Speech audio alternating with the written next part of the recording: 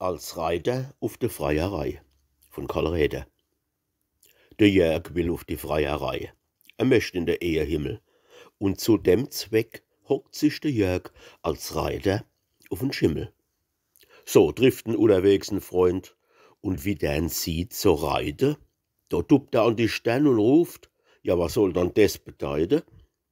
Ei, sagt der Jörg, mein lieber Spätz, du musst mir schon verzeihen, ich hab mir alles überlegt. Ich reit halt aus zum Freie.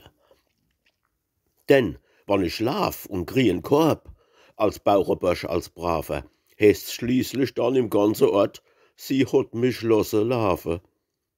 Und tät ich fahre, lieber Freund, und tät mei Sohle spare, dann redt mir schließlich alles noch, sie hätt mich losse fahren.